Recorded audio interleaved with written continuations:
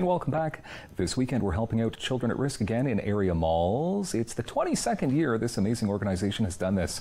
Whew, that's a lot of years, a lot of pumpkins. A lot of pumpkins being carved.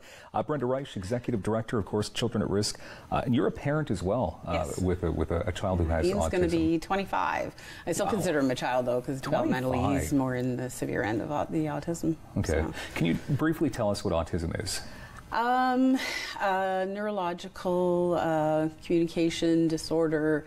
It's tested though under psychological, so it is medical and neurological, but you can't take a blood test and be described with it. So you'll get behaviors, you'll get some nonverbal children to very high functioning as well. So we've been told not to really say like Bill Gates and Einstein, but those are people that are possibly on the spectrum as well. Oh wow, interesting. It's an engineering, computer, mathematics type brain. Yeah. So very, very logical. Okay. Children at Risk at this point, I mean, how many years have you been in existence? The charity? The charity is actually 28 years. 28 years. Yeah. Okay, so let's go back 22 years. And you decided to create this. So what do you call it? So it's the Celebrity Pumpkin Carving Contest. Yes. Celebrity's a loose term, though, because I have a pumpkin in this, you know.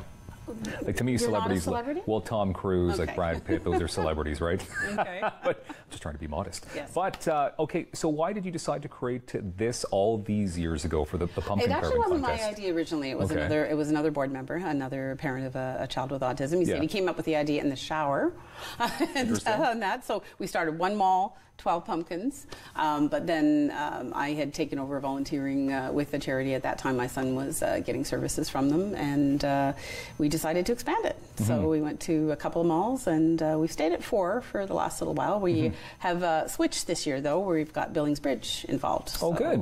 Good. Yeah, so we've got Carlingwood, Billingsbridge, Maryville, of course that's our flagship there, and Plaster Orleans. Oh, good, okay. So, how many pumpkins are you looking at this year to be carved? Actually, we seem to have a bit of a bumper crop. I was a little worried.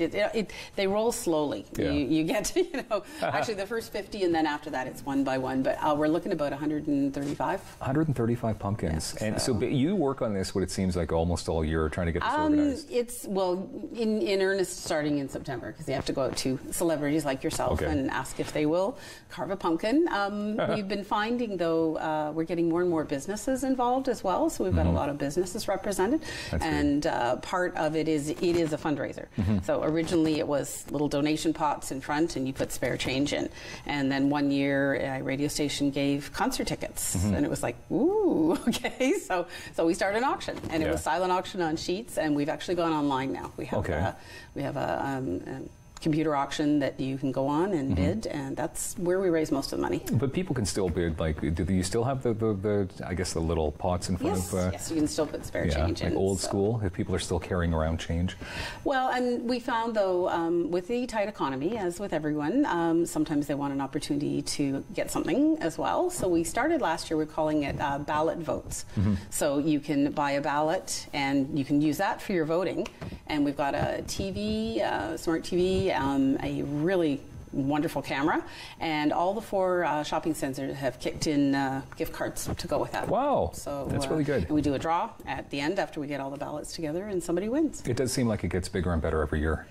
We try to put different things in and change, yes. Okay. So then how does it work this year? Like, what's the soonest people can see these pumpkins?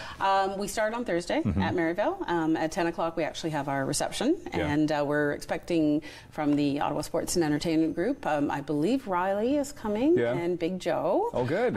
We're getting some very good participation. Some of the 67 players are carving pumpkins, and they told me Riley's carving one too, but I'm not sure if going to carve a pumpkin. Yeah, it'll be interesting to see what it looks like. He's probably going to end up eating raccoons.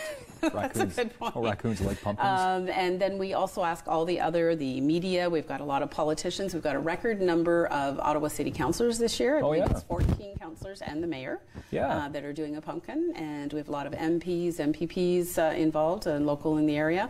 And as I said, businesses, radio, television, newspaper involved. So we get them to try and bring their pumpkins in. And so it's a fluid thing. It starts around 10 and it goes throughout the day, but at 10 we'll have the mascots and that from say 10 to 12, so if people want to come and join in the fun, that would be great. It's super fun. I just love this. Is it wrong if a person gets a ringer to do theirs? Like, I'm not saying that I've had it. Ghost carvers are allowed. I'm not saying that a fantastic Ottawa artist named Kai Kendall has done mine the last 5 or 6 years. You didn't Thank say you, that, Kyle. right? Okay. Kai, but but I mean, because you do want to see amazing creations, and sometimes I'm not very good at this.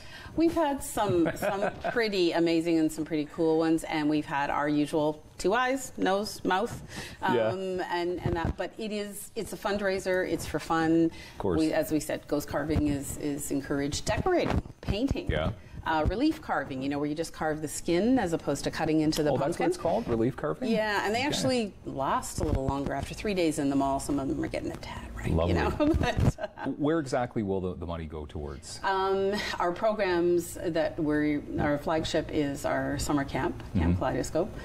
We increased again this year, 5 weeks and 334 spots, from 305 last year. And the demand, we even turned some families away. So we do social skill groups, sibling groups, workshops, other things. We have something we started called Saturday Fun Clubs. So a couple of times a month, some of the same kids that came to camp will come and have a respite day for them as well as their families. That's good.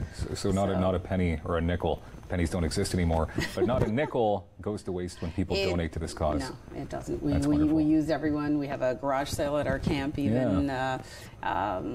We're grassroots, but we serve the city of Ottawa and the surrounding area. Well, I'm super proud to be a part of anything that you do. We're because so happy you're doing it. Well, I just believe in children at risk, and you as a mother and a friend. Thank you, Brenda, for doing this again this year, the 22nd annual Celebrity Pumpkin Carving Contest. Thank you for having me on and telling a story again. Yeah, well, best of luck this weekend. ChildrenAtRisk.ca for all the details, of course. Coming up, the Ottawa Mission. They're always doing great things in the community as well. They have a gala on the way. We'll give you more details next.